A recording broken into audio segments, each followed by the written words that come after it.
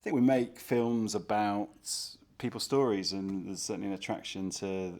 We talk about the extreme end of the human narrative, and I think that all our films really are about people and about what people do, and probably sort of people who do things differently, who either are different or do things differently to a lot of other people. We're very much motivated by what we would want to watch and stories that we would want to watch, and I think that's absolutely what excites us, and we're constantly looking for ideas. Um, but I think there's a real challenge these days just to be distinctive. I think it's a very oversupplied market. There's a lot of competition, and it's difficult. So we're sort of constantly looking for things that stand out to us enough to want to get excited about.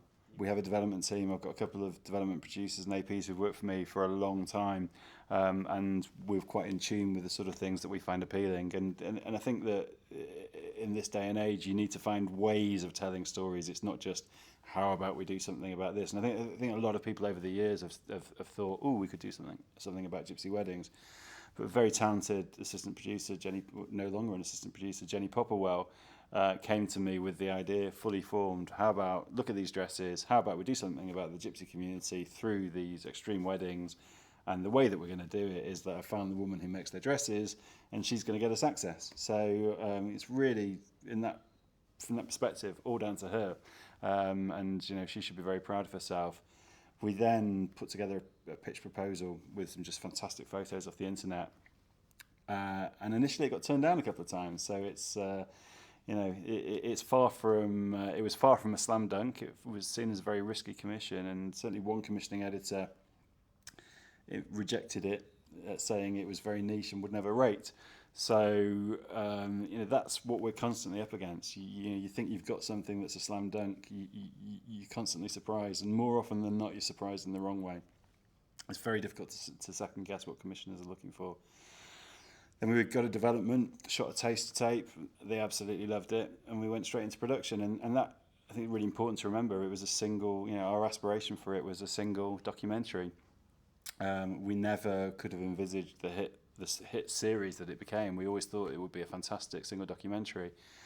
And it was a very, very difficult film to make. It took us a whole year. We had to be very, very canny to make sure we didn't run out of money. We had some good support from the channel. We had a good team. It was a team that had worked together over a number of years and had a very shared sensibility. And I think when people ask why it's successful, I think for me that's really the crux of it. I think a lot of people might be sort of, oh, anyone could have done that. Why didn't I have that idea? Oh, and I do dispute that, and I'm very proud of my team. And I think that that team have made a number of films over the years which have been sort of challenging people's perceptions of certain subjects, or riding quite a fine line in terms of their sensibility, very attention grabbing, punching above their weight in terms of viewings and sort of critical appreciation. And that was the next chapter in that evolution, and the success of the film spoke for itself. I think it was so difficult, we could never have envisaged that it could have gone on to be a big series, but obviously it was extraordinarily successful. It was the highest rated single doc I think ever on Channel 4, got 6.5 million viewers, and so obviously the channel would have been crazy not to consider taking it to a series. And we came up editorially, we came up with a way of theming it to have something, keep what was great about the single film, but have something new to say every week, which I think was crucial. It really came down to, could we get the access? It'd taken us a year to get the access for one film. Now we had to fill 5 hours. It's interesting. Lots of conversation about the reaction from the community, but I think the testament to the reaction to the community is the fact that we're still working with them. We're currently in the middle of the second series. We're making a series in the States as well. So people are still working with us, and we've got a really good relationship with most of the people who we've worked with over the years. I think the reason that the original film rated so well is a combination of things. I think the gypsies, sort of people are fascinated. It's a sort of on the margins of society, but affect a lot of people's lives. Lots of people have had experiences of the gypsy camp being put up at the end in the park at the end of their road.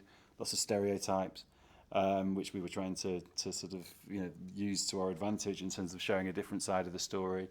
And then we had the dresses, and I think that we live in a very photo-led age, and people want photos that they can pass on and share. And I think that we thought it would do well, that original film. We thought it might get 3+ million, which we've had for other films on Channel 4. So why did it get double that nearly? I think it was to do with those photos, and that the picture desks were sort of taking them.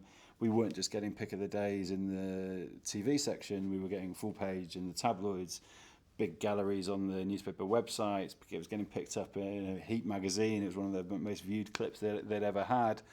I always remember the review or the preview on Heat about every now and again something comes along that everyone's going to be watching and talking about the next day, and we wouldn't miss this for the world. And that was great, so we were excited by that. So I think the audience was there, and it was just our challenge, if you like, was to keep it for the series. And honestly, my best hope for the first episode of the series was that it would get close to what we got for the single film.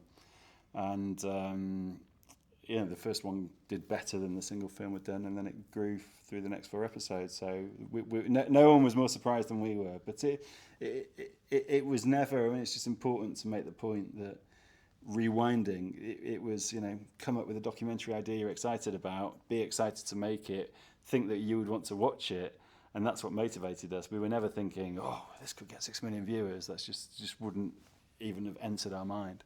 The business was started off as very much a single documentary company.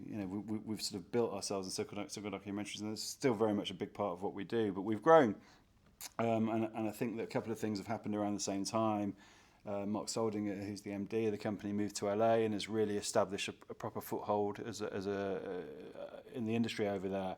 So I think we're a proper sort of bilateral company rather than a British company who sort of pops over to the States for a couple of weeks a year. And then Gypsy's came along just at the right time, sort of a year or so after he'd been there. And we'd already, we'd been slowly evolving over the years. We'd started delivering series. We'd got bigger and bigger every year. And I think Gypsy's just has helped us go to the next level. It's really helped us grow. It's given us a bit of a platform. Challengingly, it's an incredibly difficult platform because these are incredibly difficult programs to make.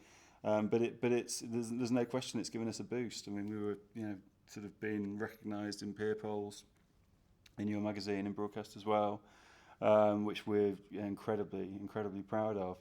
And for the people who were involved, we had a sort of. It wasn't made by sort of esteemed, venerable, sort of super experienced documentary directors. It was a sort of youngish, very enthusiastic team, and I think clearly it's been great for them, and they're now all very much in demand, and they're all freelancers. So I'm fighting like a dog to try and keep hold of them, to be honest.